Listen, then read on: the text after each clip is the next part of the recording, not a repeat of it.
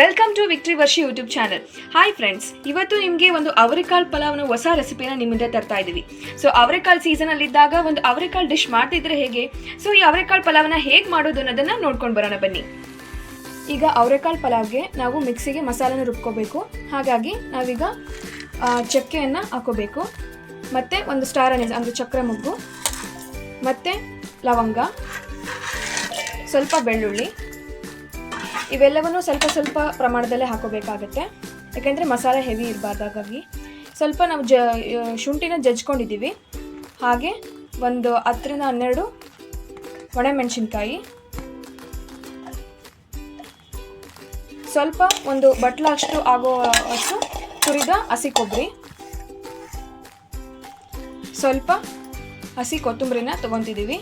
ಸ್ವಲ್ಪ ಕೊತ್ತಂಬರಿನ ನಾವು ನೀರಲ್ಲಿ ಚೆನ್ನಾಗಿ ತೊಳೆದ್ಬಿಟ್ಟು ಹಾಕೋಬೇಕಾಗತ್ತೆ. ಹಾಗೆ ಸ್ವಲ್ಪ ಪುದೀನೂ ಕೂಡ ಸೇರಿಸ್ಕೋಬೇಕು. ಪುದೀನ ಸ್ವಲ್ಪ ಫ್ಲೇವರ್ ಎನ್ಹಾನ್ಸ್ ಮಾಡುತ್ತೆ. ಹಾಗಾಗಿ ಅವರೆಕಾಳು ಪಲಾವ್ಗೆ ಒಂದು ಒಳ್ಳೆ ಫ್ಲೇವರ್ ಟೇಸ್ಟ್ ಕೊಡೋದಕ್ಕೆ ಇದು ಚೆನ್ನಾಗಿ ನಮಗೆ ಒಂದು ಟೇಸ್ಟ್ ಕೊಡುತ್ತೆ. ಹಾಗಾಗಿ ನಾವು ಪುದೀನ ಹಾಕ್ಕೊತಾ ಇದ್ದೀವಿ. ಈಗ ಇದನ್ನು ಮಿಕ್ಸಿಯಲ್ಲಿ ರುಬ್ಕೋಬೇಕು.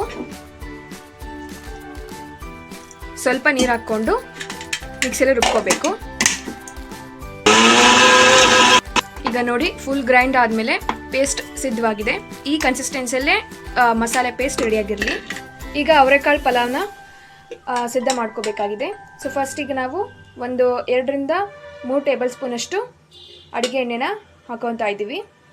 ಸೊ ನಾವು ಕುಕ್ಕರಲ್ಲಿ ಮಾಡ್ಕೊತಾ ಇದ್ದೀವಿ. ನಿಮಗೆ ನಾನ್ ಸ್ಟಿಕ್ ಕುಕ್ಕರಲ್ಲಿ ಮಾಡಬೇಕು ಅಂತಂದರೆ ನೀವು ಮಾಡ್ಕೋಬೋದು. ಆದರೆ ಕುಕ್ಕರಲ್ಲಿ ಅವರೆಕಾಳು ಪಲಾವ್ ತುಂಬ ಚೆನ್ನಾಗಿ ಟೇಸ್ಟ್ ಕೊಡುತ್ತೆ ಅನ್ನೋದಕ್ಕೋಸ್ಕರ ನಾವು ಕುಕ್ಕರಲ್ಲೇ ಮಾಡ್ಕೊತಾ ಇದ್ದೀವಿ. ಸೊ ನಿಮ್ಮ ಇಷ್ಟ, ನೀವು ಕುಕ್ಕರಲ್ಲಾದರೂ ಮಾಡ್ಕೋಬೋದು ಅಥವಾ ನಾನ್ ಸ್ಟಿಕ್ ಕುಕ್ಕರಲ್ಲಾದರೂ ಮಾಡ್ಕೋಬೋದು.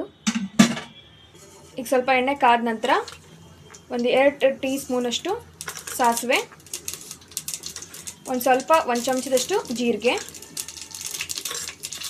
ಒಂದು ಸ್ವಲ್ಪ ಕರಿಬೇವು, ಹಾಗೆ ಒಂದು 2 ದೊಡ್ಡ ಗಾತ್ರದಷ್ಟು ಇರುವಂತಹ ಈರುಳ್ಳಿ. ಈಗ ಇವೆಲ್ಲವನ್ನು ಚೆನ್ನಾಗಿ ಫ್ರೈ ಮಾಡ್ಕೋಬೇಕು. ಈಗ ಹೆಚ್ಚಿಟ್ಕೊಂಡಿರುವಂತಹ ಟೊಮೆಟೊನ ಸೇರಿಸ್ಕೋಬೇಕು. ಸೊ ಇದು ಕೂಡ ಹಸಿ ವಾಸನೆ ಹೋಗೋ ತನಕ ನೀಟಾಗಿ ಮಿಕ್ಸ್ ಮಾಡ್ಕೊಂಡು ಫ್ರೈ ಮಾಡ್ಕೋಬೇಕಾಗತ್ತೆ. ಈಗ ಅವರೆಕಾಳನ್ನು ಸೇರಿಸ್ಕೋಬೇಕು. ಈಗ ನಾವು ಒಂದು ಕಪ್ನಷ್ಟು, ದೊಡ್ಡ ಕಪ್ನಷ್ಟು ನಾವು ಅವರೆಕಾಳನ್ನ ತೊಗೊಂಡಿದ್ದೀವಿ. ಸೊ ನಿಮ್ಗೆ ಅವರೆಕಾಳು ಸ್ವಲ್ಪ ಜಾಸ್ತಿನೇ ಸೇರಿಸ್ಕೋಬೇಕು ಅನ್ನೋಂಗಿದ್ರೆ ಸೇರಿಸ್ಕೋಬೋದು.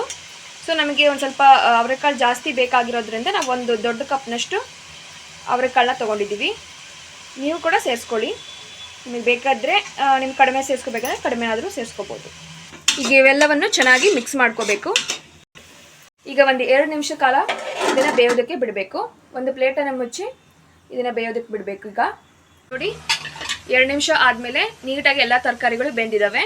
ಈಗ ನಾವು ರುಬ್ಬಿಟ್ಕೊಂಡಿರೋಂತಹ ಮಸಾಲೆ ಪೇಸ್ಟನ್ನು ಸೇರಿಸ್ಕೋಬೇಕು. ಈಗ ಈ ಮಸಾಲೆ ಪೇಸ್ಟು ಎಲ್ಲ ತರಕಾರಿಗಳಿಗೂ ಕೋಟ್ ಆಗೋ ರೀತಿ ನಾವೆಲ್ಲದಕ್ಕೂ ಇದನ್ನು ಚೆನ್ನಾಗಿ ಮಿಕ್ಸ್ ಮಾಡ್ಕೋಬೇಕಾಗತ್ತೆ.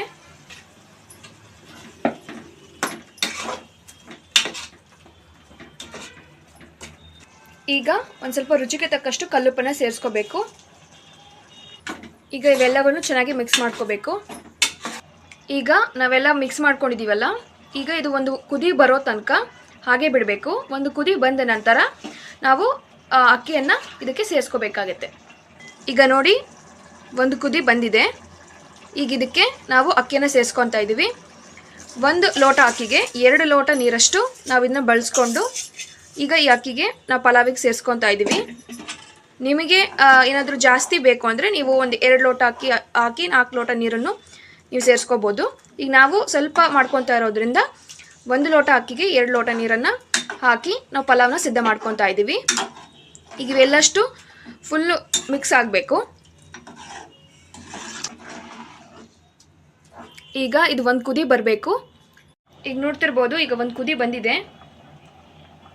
ಈಗ ಇದನ್ನು ಮತ್ತೊಮ್ಮೆ ಮಿಕ್ಸ್ ಮಾಡ್ಕೋಬೇಕು. ಏಕೆಂದರೆ ಅದು ಕುಕ್ಕರ್ನ ತಳಕ್ಕೆ ಹತ್ತಬಾರ್ದು ಅನ್ನೋದಕ್ಕೋಸ್ಕರ ನಾವು ಇದನ್ನು ಇನ್ನೊಂದ್ಸಲಿ ಮಿಕ್ಸ್ ಮಾಡ್ಕೊತಾ ಇದ್ದೀವಿ. ಈಗ ಒಂದು ಕುದಿ ಬಂದಿದೆ. ಈಗ ಇದನ್ನು ಕುಕ್ಕರ್ ಲಿಡ್ನ ಮುಚ್ಚಿಬಿಟ್ಟು ಇದನ್ನು ಒಂದು 2-3 ವಿಷಲ್ ಬರೋ ತನಕ ಹಾಗೆ ಬಿಡಬೇಕು.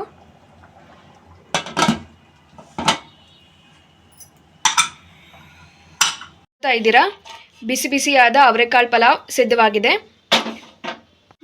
ನೋಡಿ ಎಷ್ಟು ಉದುರುದ್ರಾಗಿ ಎಲ್ಲ ತರಕಾರಿಗಳು ನೀಟಾಗಿ ಬೆಂದು ನೀಟಾಗಿ ಈಗ ಅವರೆಕಾಳು ಪಲಾವು ಸಿದ್ಧವಾಗಿದೆ. ಈಗ ನಾವು 3 ವಿಷಲ್ ಆಗೋ ತನಕ ಇದನ್ನು ಬಿಟ್ಟಿದ್ವಿ. ಸೊ 3 ವಿಷಲ್ ಆದ ನಂತರ ಅವರೆಕಾಳು ಪಲಾವ್ ಬಿಸಿ ಬಿಸಿ ಆದ ಅವರೆಕಾಳು ಪಲಾವ್ ಸಿದ್ಧವಾಗಿದೆ. ಈಗ ನೋಡ್ತಾ ಇದ್ದೀರಾ ಅವರೆಕಾಳು ಪಲಾವ್ ಯಾವ ರೀತಿ ಸಿದ್ಧವಾಗಿದೆ ಅಂತ. ಪೌಷ್ಟಿಕರವಾದಂಥ ಆರೋಗ್ಯಕ್ಕೆ ಒಳ್ಳೆಯದಾಗಿರುವಂತಹ ಈ ಅವರೆಕಾಳನ್ನು ಪಲಾವನ್ನು ಮಾಡ್ಕೊಂಡು ತಿಂದರೆ ತುಂಬ ಸೂಪರ್ ಆಗಿರುತ್ತೆ. ಈಗ ಇದ್ರ ಜೊತೆಗೆ ನೀವು ಮೊಸರು ಬಜ್ಜಿ ಹಾಕ್ಕೊಂಡು ಸೇರಿಸ್ಕೊಂಡು ತಿಂದರೂ ತುಂಬ ಚೆನ್ನಾಗಿರುತ್ತೆ. ಸೊ ಇದೇ ರೀತಿ ಇಂಟ್ರೆಸ್ಟಿಂಗ್ ರೆಸಿಪೀಸು ನಿಮಗೆ ಬೇಕಿದ್ದರೆ ನಮ್ಮ ಒಂದು ಚಾನಲ್ನ ಸಬ್ಸ್ಕ್ರೈಬ್ ಮಾಡ್ಕೊಳ್ಳಿ ಅಂತ ಹೇಳೋಕ್ಕೆ ಇಷ್ಟಪಡ್ತೀನಿ. Thanks for watching.